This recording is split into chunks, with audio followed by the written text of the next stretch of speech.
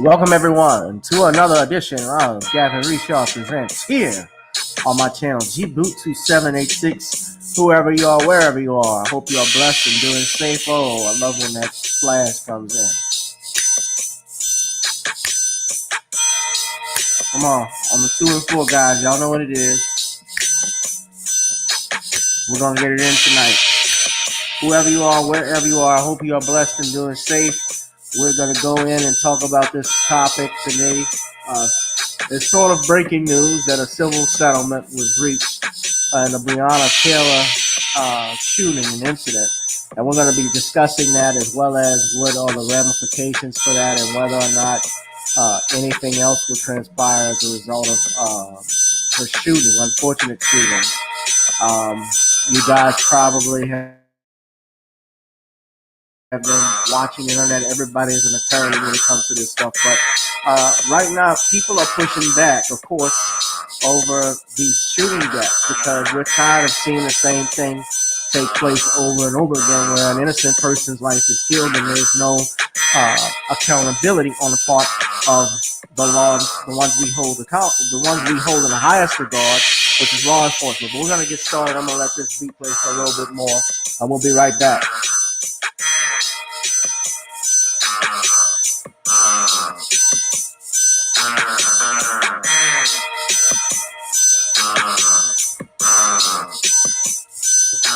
We got a few people watching tonight. Y'all say something in the chat.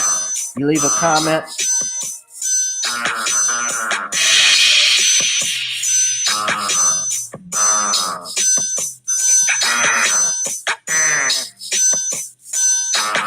Welcome again, everyone, to another edition of GavinRichardEsq Presents.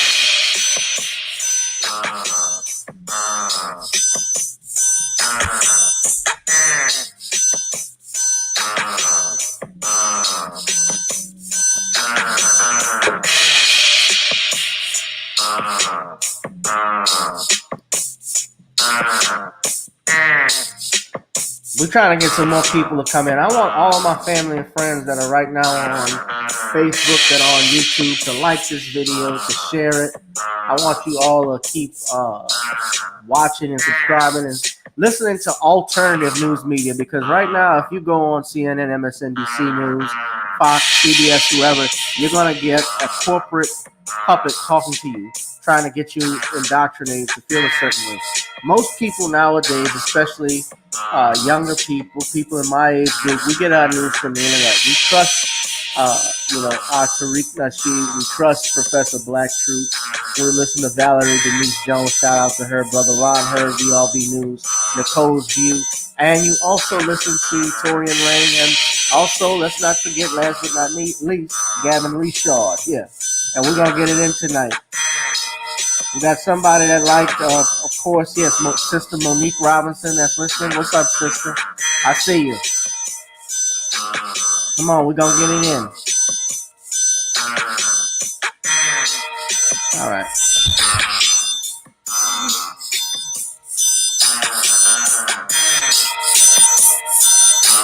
Y'all give me a few more minutes. We're going to try and get some more people in there in the chat. We got 6 right now. We got 6 people that are listening in that want to hear this topic. And I promise you, this is not going to be an hour-long show or anything like that. This will be direct to the point.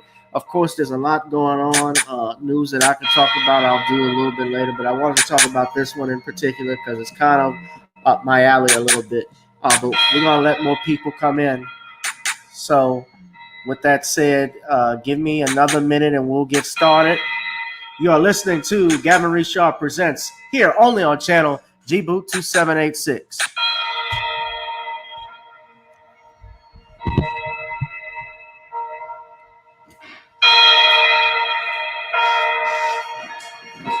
Y'all leave some comments.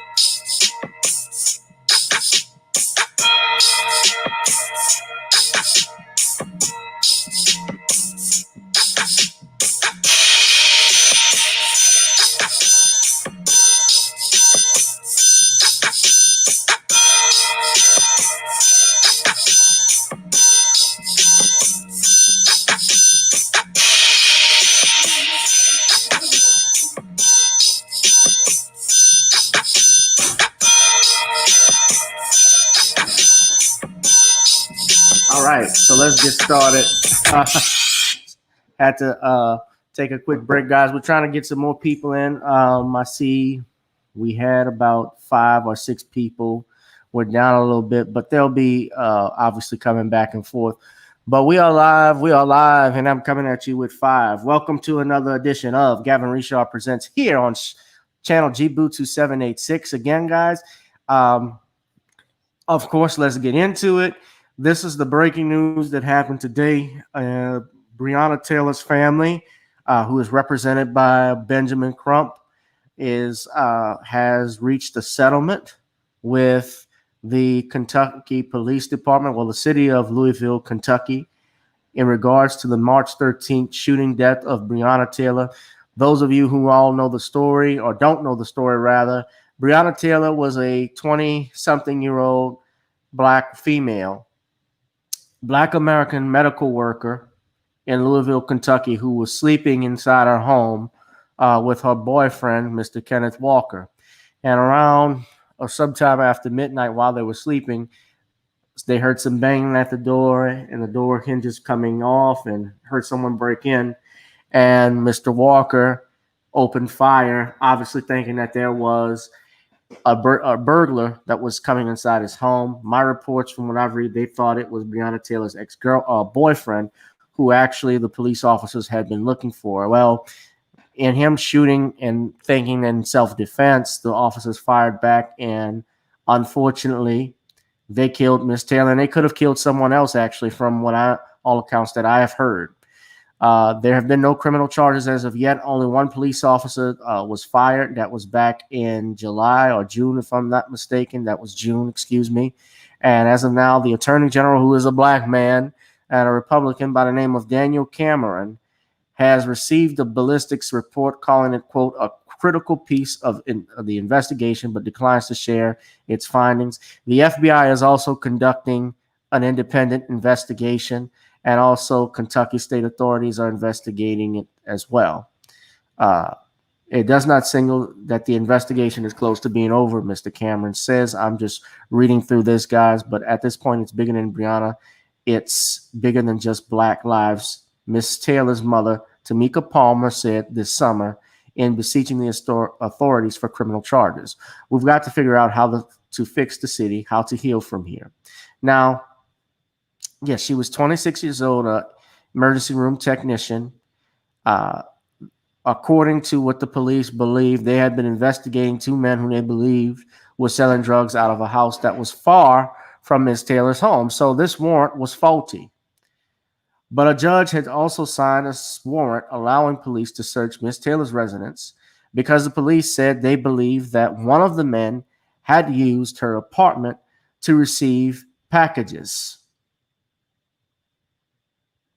Miss Taylor had been dating that man on and off for several years, but had recently severed ties with him, according to her family's lawyer. Miss Taylor and her boyfriend, Kenneth Walker, as I stated earlier, had been in bed but got up when they heard a loud banging at the door. Mr. Walker said he and Miss Taylor both called out, asking who was at the door. Mr. Walker told the police he feared it was Miss Taylor's ex-boyfriend trying to break in. After the police broke the door off its hinges, Mr. Walker fired his gun once, striking Sergeant Jonathan Mattingly in the thigh. The police responded by firing several shots, striking Miss Taylor 5 times. One of the 3 officers on the scene, Detective Brett Hankskin, who has since been fired, shot 10 rounds blindly into the apartment. So this is what I was talking about earlier. These police officers just went in there trying to start something. So let me go further. It says here,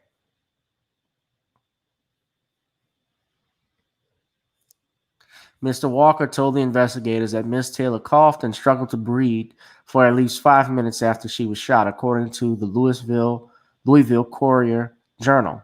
An ambulance on standby outside the apartment had been told to leave about an hour before the raid, counter to standard practice. As officers called an ambulance back to the scene and struggled to render aid to their colleague, Miss Taylor was not given any medical attention. So she was not allowed, basically, an essential human right to live. They declined her medical treatment. It wasn't until 12:47 a.m., around 5 minutes after the shooting, that emergency personnel realized that she was seriously wounded after her boyfriend called 911. Remember, too, they actually did not list her as being wounded or receiving any injuries on the official police report that I had shared with you some time back, if you remember it. So you had these police officers trying to downplay not only this sister shooting, but they also, and we'll talk about this in a little bit, they tried to slander her character when they tried to get her ex-boyfriend to cop to a plea deal. The state officials, that Breonna Taylor was somehow involved in a drug deal going on previously. So if they could do that, they could try to justify this shooting. Now, let me just read further, and I'll get into the legal aspects of it, the civil settlement, and so forth. I don't know what's happening. Someone kicked in the door and shot my girlfriend, Mr. Walker said on a recorded call to 911. Mr. Taylor received no medical attention for more than 20 minutes after she was struck, the Courier General reported, citing dispatch logs. The Jefferson County coroner told the Courier General that Ms. Taylor most likely died less than a minute after she was shot and could not have been saved, but we don't know that officially either. While the department had gotten court approval for a no-knock entry, the orders were changed before the raid to knock and announce, meaning the police had to identify themselves. So let me just break this down for you guys, because originally I thought it was just a simple no-knock warrant, which it was. But and be clear, this is not me giving you legal advice or anything of that nature. This does not create an attorney-client relationship of any kind. But I want you guys to understand what's going on, what's a no-knock warrant, and what's a knock and announce. Obviously, you don't need to go to law school to understand, I guess, what that is. A no-knock entry just means that the officers are not required to announce themselves. They have no obligation to do so when going into another person's apartment. Whereas a knock and announce, they have to identify who they are prior to, breaking down a door or anything like that. There's also something called warrantless exceptions. Generally speaking, under ordinary circumstances,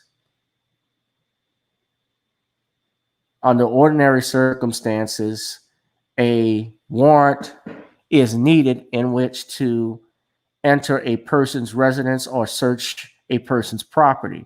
However, there are exceptions to that, like exigent circumstances, hot pursuit, evanescent, especially there's also something called consent, which is self-explanatory. People who live at a home that consent to it, plain view, things of that nature. But under exigent circumstances, that basically gives the cops the rights to come into the home. Now, of course, I believe what exigent circumstances requires also is a full description of the suspect and what's going on, because they can't just go and break in someone's house ordinarily. But of course, officers are seen or deemed to have acted in good faith unless you can prove otherwise. And that is part of the big problem here.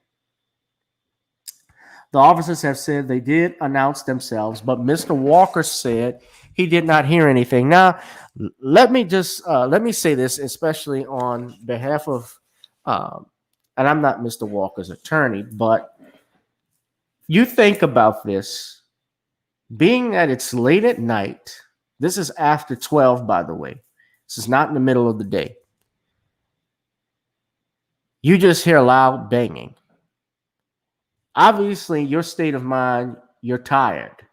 At that time, most people, unless you work a night shift, unless you are an EMT, like a Miss Breonna Taylor, although she was not working at that time, from all points and purposes, or you're a doctor, someone that works late, you would be startled. Even if you were up, you would be startled if someone was coming over late at an hour, knocking on your door.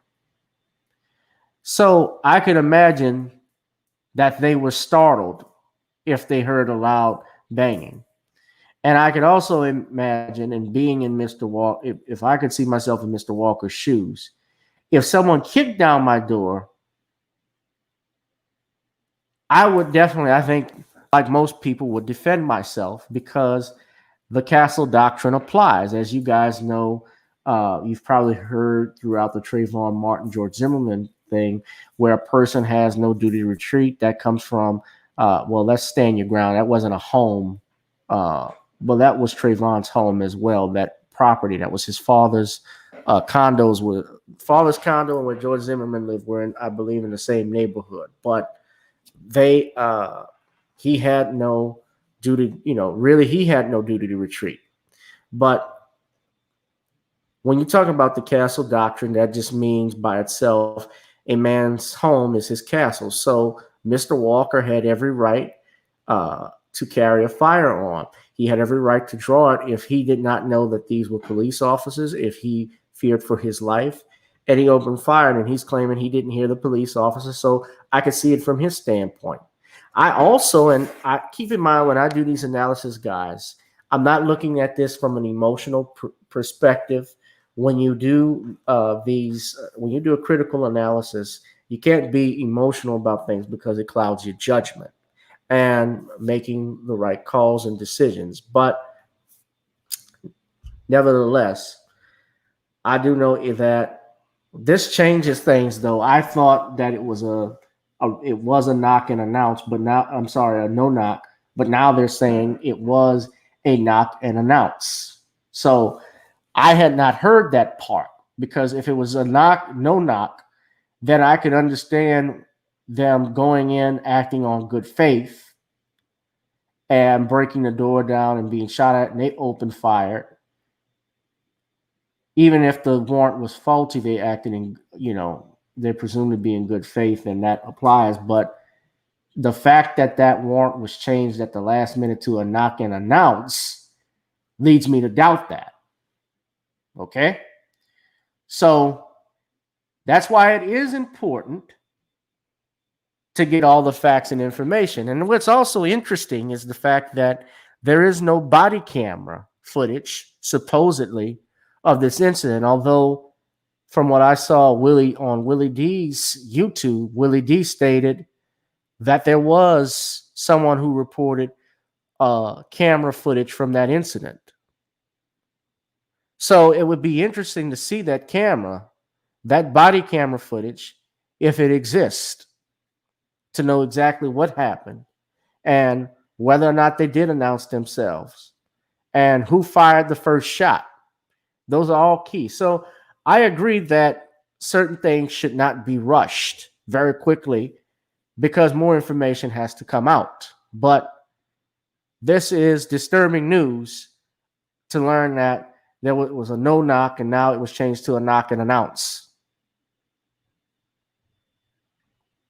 I'm going to read further. Miss Palmer, this is Breonna's mother, Tamika Palmer. She was a better version of me. Miss Palmer's a dialysis technician, full of life, easy to love. Breonna was a woman who was figuring everything out in her life, who had turned a corner, said Sam Aguiar, a lawyer representing Miss Taylor's family. Breonna was starting to live her best life. Now, this lawsuit, there was a lawsuit filed, and I'm going to get into the logistics of that. This is just basically, I'm reading here, this is basically describing who fired, why did the police fire. They're saying that they fired inside Miss Taylor's home only after they were fired first upon by Mr. Walker. They said that he wounded one of the officers. Mr. Walker was subsequently charged with attempted murder of a police officer, but that charge was dismissed by none other than Judge Alu Stevens, who's in that case. Now, let me just say this to you guys. Judge Alu Stevens, if you know him or have heard about him, he is the real deal. That's why it's important. We just don't need black judges. We need black judges that are there, that are going to mete out justice the way justice needs to be meted out to the people, and is about providing equity. And Judge Stevens is basically what we call he engages in judicial activism because he was disciplined by the Judiciary Committee a few years back. I don't know if you guys remember, but Judge Alu Stevens challenged the prosecutors in a case that he was on because he did not like the tactics that the prosecution used to remove black jurors. Okay, let me put a picture up. We're going to get back to Miss Taylor in a minute, but this is the article from, and that's Judge Alu Stevens here. Hold on, so you all can see that. Excuse me 1 second. I got it right here. This is Judge Alu Stevens. He was suspended for 90 days without pay for this. Okay? Now, Judge Alu Stevens is back on a bench. He, of course, had to apologize because he accused someone of racism.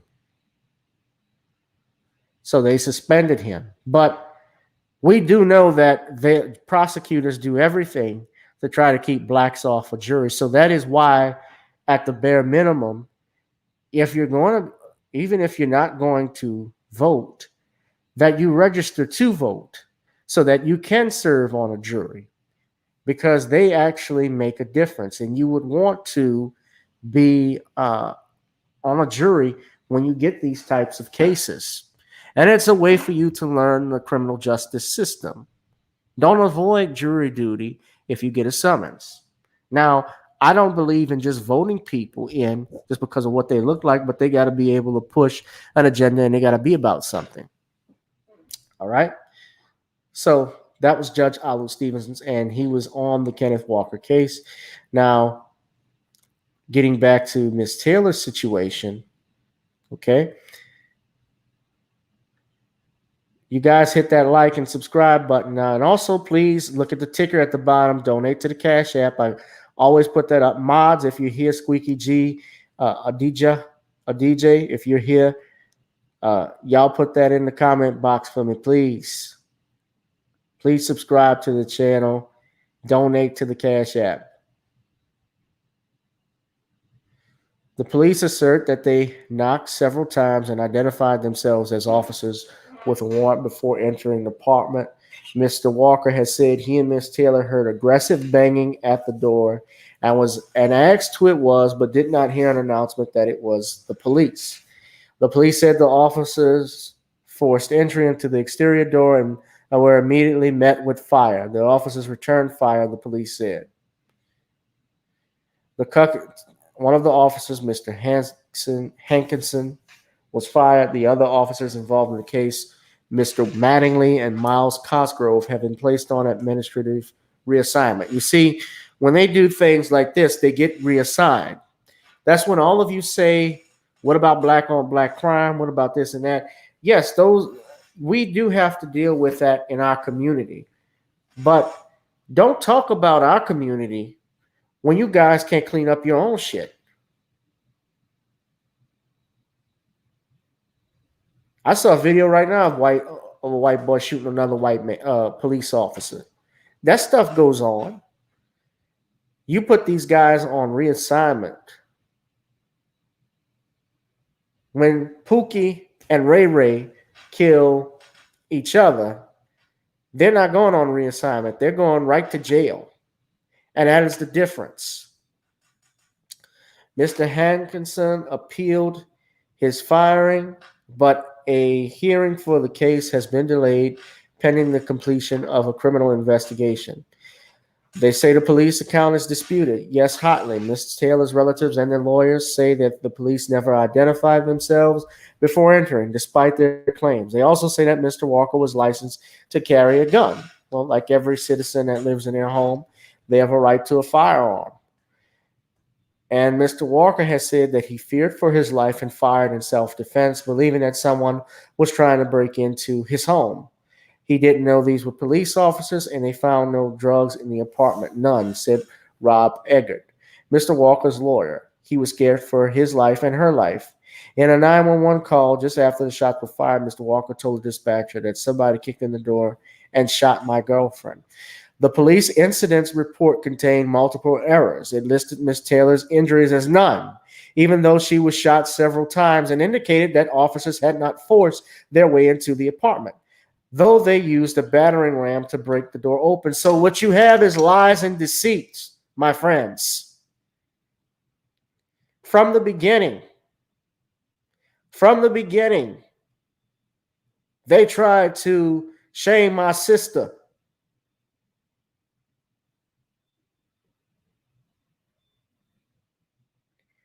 They have tried to make Breonna Taylor, who is the victim, a guilty party. Look at this. You see where my mouse is? Victims. Breonna Shaquille Taylor.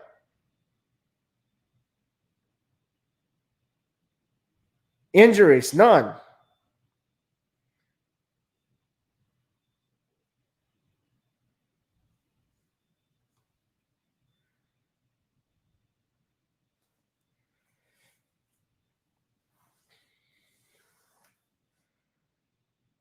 They have John Mattingly as an offender. Miles Cosgrove. Brett Hankinson.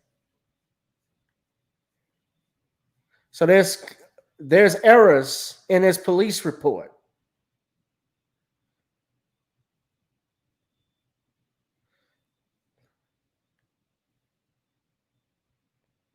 I see you, Stillness Jackson says they can keep their credits or Federal Reserve notes. Me personally, a life for life, there is still a debt owed. Well, I'm going to get right into the financial settlement of it. It doesn't surprise me. Well, of course, a settlement was reached, and of course, they had Ben Crump as the attorney. And I don't know. A lot of people always wonder how does Ben Crump keep getting these cases? Because it seems like whenever there's a police shooting involved, he's right there. I have met Ben Crump before a couple years back. He was a nice guy. I don't have anything ugly to say about him. I don't know too much about him other than what I've seen in television. Like most people, I know some people that know him, and I think he's a smart lawyer. Obviously, he's trying to, he knows how to get his money. But I also know that a lot of people, especially in the community, they have issues with him or voice their concerns because it seems like he never wins a case. In terms of no prosecution for any of these officers who kill black people. They look at his record, and people always point to Trayvon and Mike Brown. They also look at the Botham Jean situation, even though there was a conviction with that. We saw the family of Botham Jean, up there crooning it up. I'm not mincing my words with nothing. I thought it was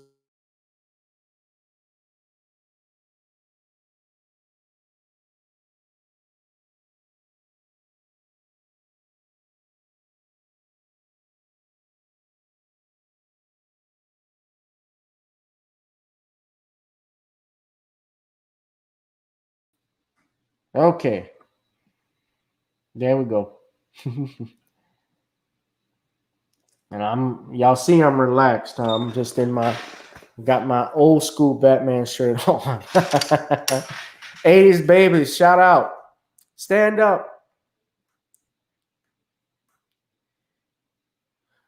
Yeah, so where was I? Oh, about Crump. Yeah, and the case, I did see Torian Rain's video about him, about he turned down a case because it wasn't a police involved shooting or the victim wasn't killed by a white man, which, that's interesting. But I think yeah. And I know I've had Dr. Short who's had his issues with him and stuff. But, as an attorney, I know this type of stuff that goes on, how settlements are reached, how people do things. And yes, it is business at the end of the day. They've said that Her family received $12 million from this. I don't know. Of course, like most people, in a and I'm sure it's the same in different countries, different states. In Louisiana, we measure damages by the loss sustained and the profit deprived. I don't know what the price is for losing your son, losing your daughter, losing your husband, losing your wife, your mother or father. I don't know. There's no number that can literally be put on that to make that come back, make that satisfactory for anybody that's feeling a loss. And I think the reason why this was quickly settled, pending a civil, of course, not pending a criminal investigation, because criminal investigation and civil are two different things. Obviously, there's a different burden of proof when you deal with civil and criminal. If you look at the O.J. Simpson case, that's a prime example. Civilly, they found O.J. Simpson liable for Ron and Nicole's death, but in the criminal case, they said that he was not guilty, meaning there was no evidence beyond a reasonable doubt. Now, are they going to be able to do that in this case? That just depends on what the evidence is. Now, they say $12 million, and they even stated here that the suit was larger than the Eric Garner case. Eric Garner's case was, the family was awarded, they said it was double. Eric Garner's was $6 million, and they've agreed to pay $12 million in this suit. And of course, Mrs. Palmer, Tamika's mother, was not satisfied. She wants criminal investigations. She wanted, criminal charges, not an investigation, excuse me, charges pressed. And you see here in this, they got double the amount. But now I'm looking at this and I just clicked on it. If you look at it, it says the agreement, which did not require the city to acknowledge wrongdoing.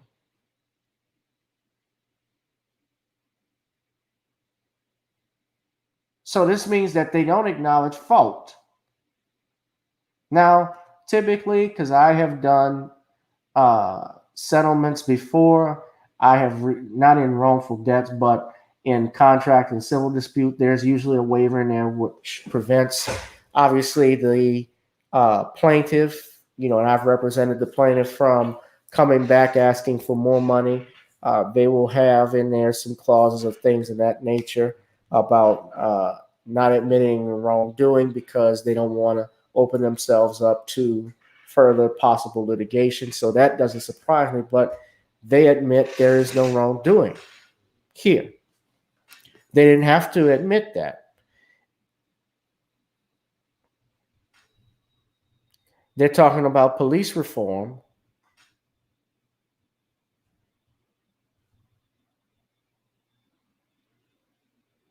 I told you before, they got rid of no-knock warrants in that state. They're also stating here, more oversight by top commanders and make mandatory safeguards that were common practice in the department but were not followed the night of the March 13th raid. They would also put in place an early warning system to flag officers who have been accused of excessive force. Here's my problem with this, though. We don't need, when they say police reform, it isn't about police reform that we need. We need white supremacy removal. Okay? Because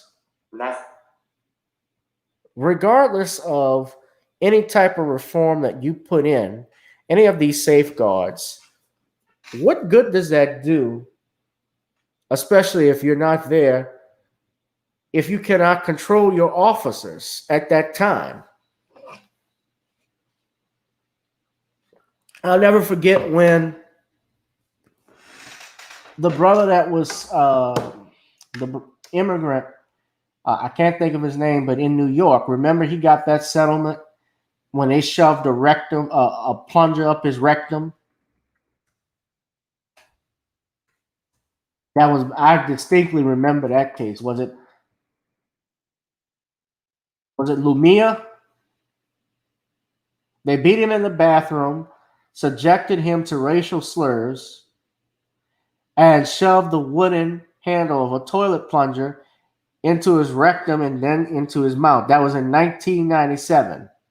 And this was a Haitian immigrant, Abner Lumia. That's right, I remember this. I was about 11 years old when this happened. Now, I'm going to put the article in there for you guys to read if you want to look at that story. But I remember they were talking about, because George Carlin, the great George Carlin, did a joke about this case and how they were talking about how they wanted to require these officers to get sensitivity training.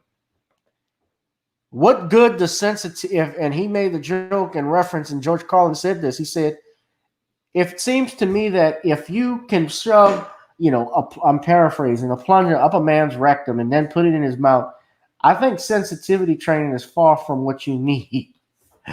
And I don't think sensitivity training is going to help you. And I agreed with him.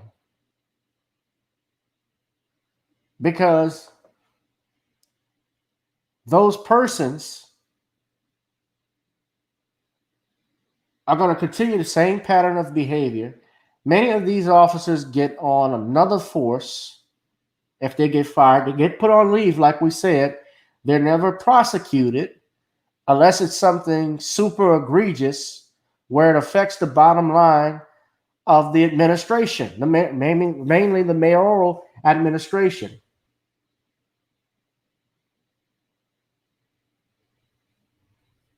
Now, yes, I acknowledge the fact that the mayor, the mayor of Louisville, he wants to change things and he's not waiting and so forth. That's Mayor Greg Fisher.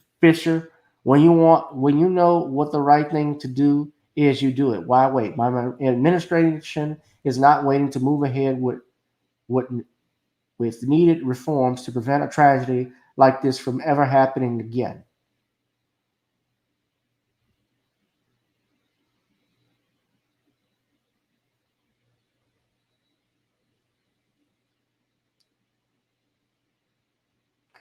Now, this is true when they talk about police officers using lethal force in self-defense.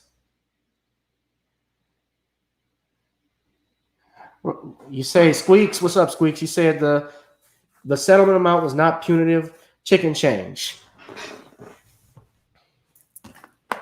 Again, I don't know how much money you're going to put on, your child. How much is it worth their life? There have been some cases where Corin Gaines' verdict reinstated, where Corin Gaines was a sister, I believe, in Baltimore that got killed. Her family got $38 million. Yeah, that was out in Baltimore.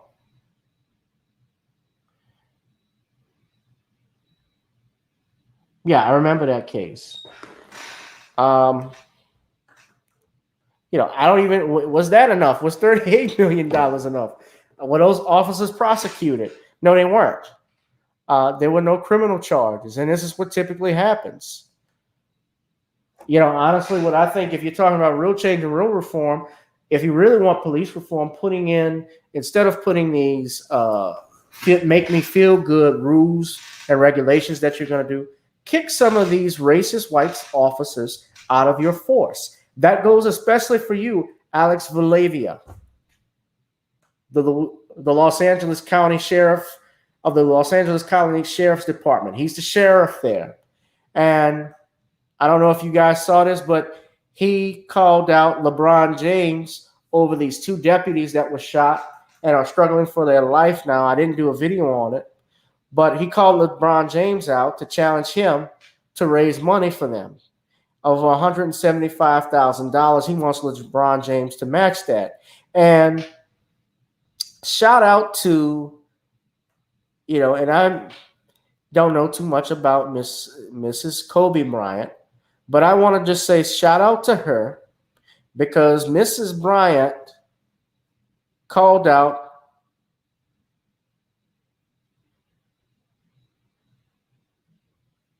Alex Bolivia.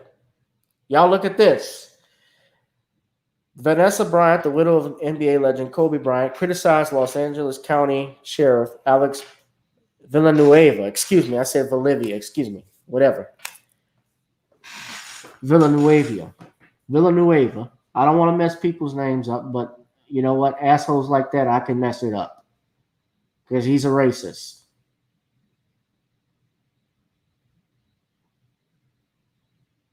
Alex Villanueva. Vanessa Bryant, the widow of NBA legend Kobe Bryant, criticized Los Angeles County Sheriff Alex Villanueva for asking LeBron James to match a $175,000 reward offered to find a gunman that shot two deputies in Compton over the weekend. Ms. Bryant posted her response to the challenge as well as a flurry of criticism aimed at the sheriff in a series of Instagram posts on Monday.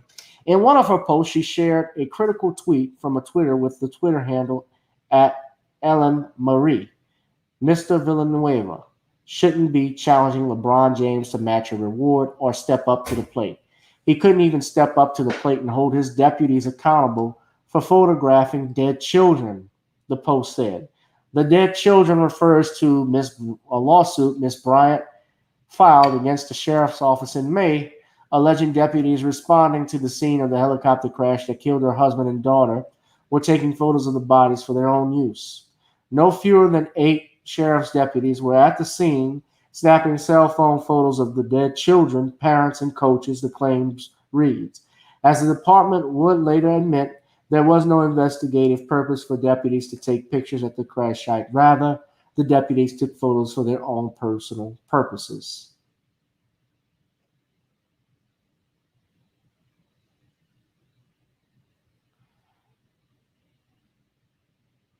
Yeah, so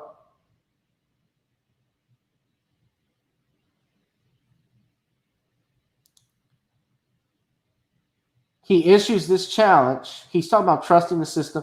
I don't even want to play. I'm going to play this video. I didn't want to really do it. Hold on. Because I think it's going to be some BS. You already know how these guys do this. But we'll go ahead and let me play it right quick for you. Hold on.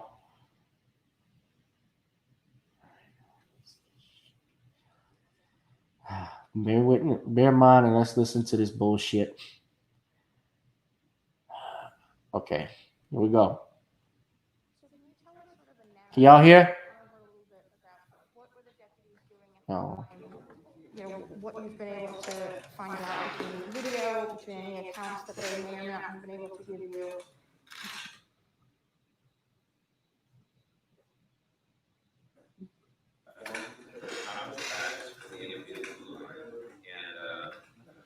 Both working patrol assignment, the two-man unit, and their intention was obviously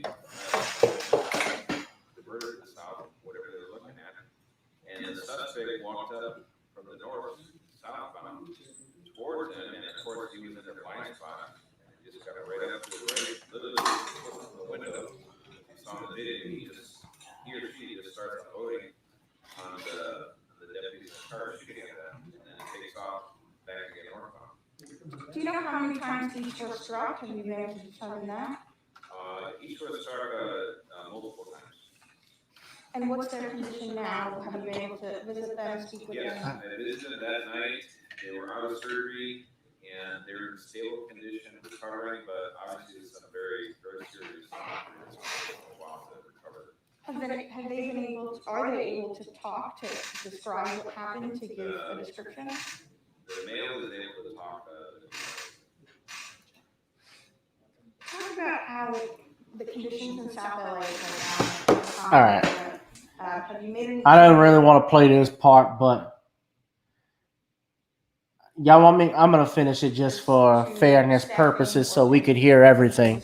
And there's no doubt. Well, right now we have the whole issue with the civil unrest. We have the shooting. We have the Bobcat fire. So we have our patrol station on 12-hour shifts just to increase the manpower pool. We haven't canceled vacations or regular days off. So we're trying to keep the cost as low as possible to have enough people on the street as possible. All right, so let me play the next video. Let's see. All right.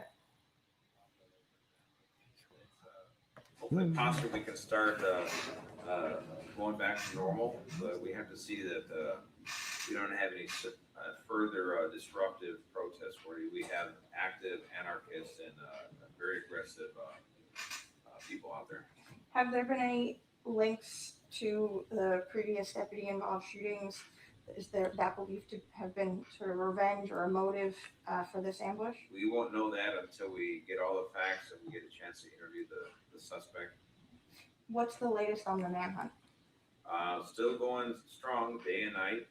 We have deputies from our homicide bureau, our major crimes bureau. We have our folks from the high-tech crew. They're pulling all the video evidence possible from every single camera in the area to see if they can get better images and get more details. So it's an ongoing process. It'll take a while, but they're leaving no stone unturned.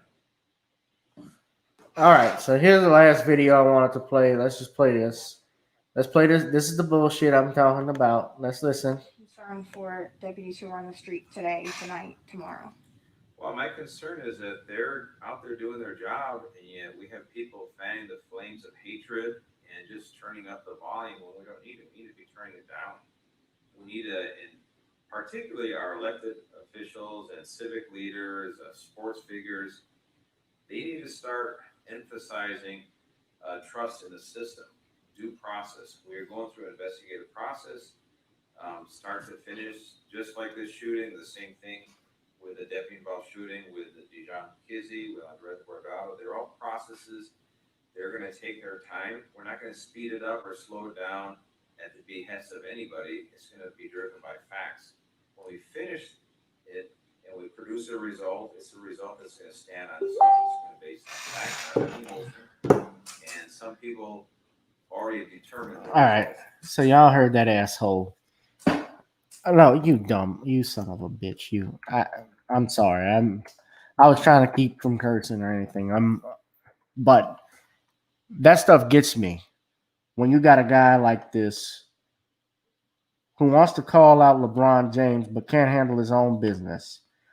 You see Tariq Nasheed's Twitter feed right here. There's a reason I pulled it up because, you know, they don't call him King Flex for nothing. He is the king of receipts. He did a quick thread on Alex Villanueva, who's failed to punish any of these race soldiers. This is one from 2013. Deputies say racist gang wields power at top deputies at top of Los Angeles Sheriff's Department.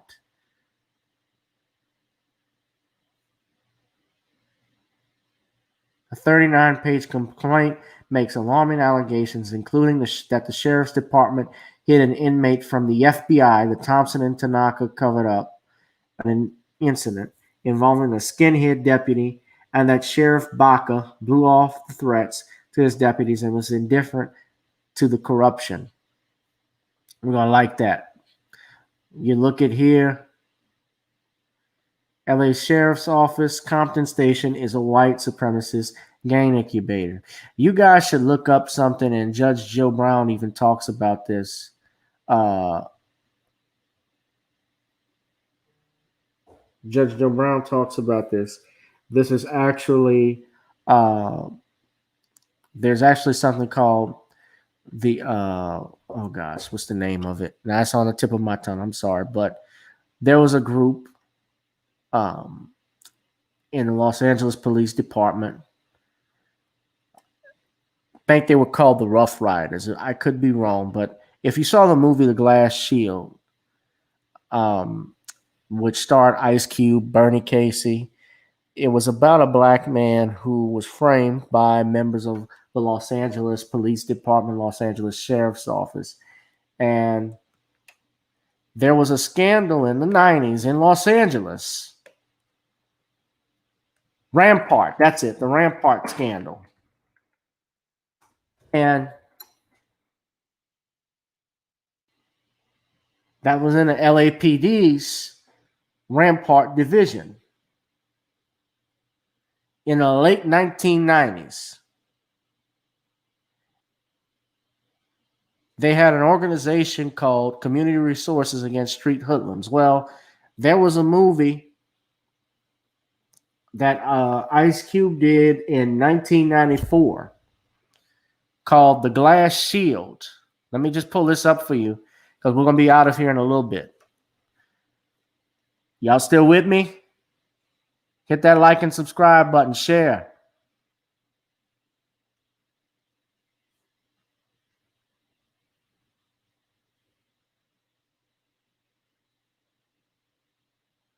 This is the Rampart scandal, okay? Now, I'm going to put this up. Uh-oh. We're having a little technical difficulties here. Excuse me 1 second, guys.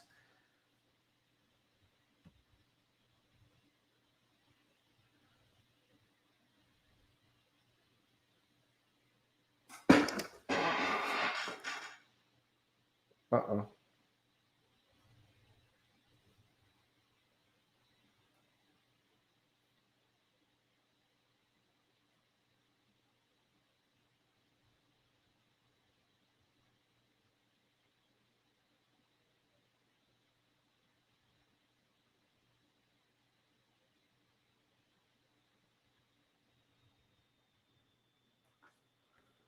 Uh-oh. We're having a little trouble here.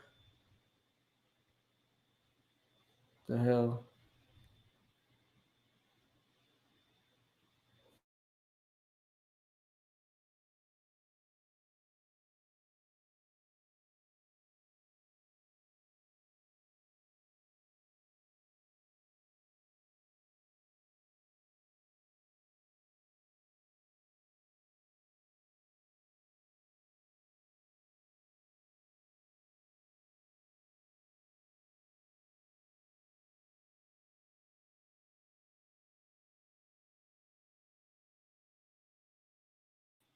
I don't know what happened, guys. I got kicked out.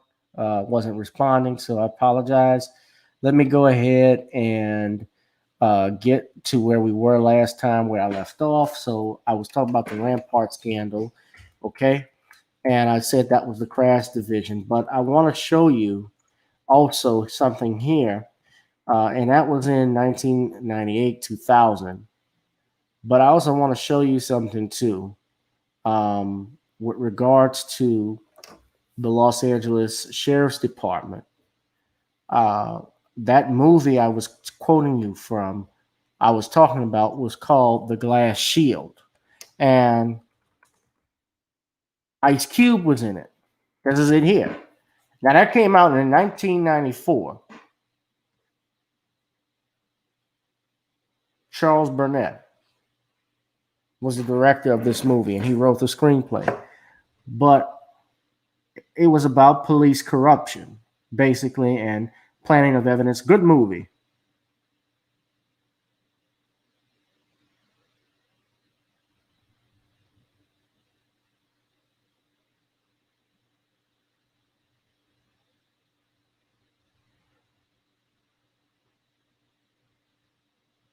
But if you look at the film, and I'm trying to remember it, I was trying to see if they had the name of it in here, but there was a group called the Rough Riders. All right, and this is about the Los Angeles Sheriff's Department. Okay, so even though this is quote unquote fictional,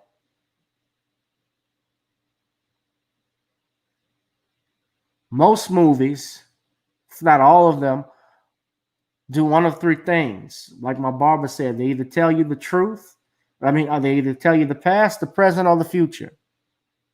And every movie practically has a little truth in it. So, with that said, I don't know what a price tag would be.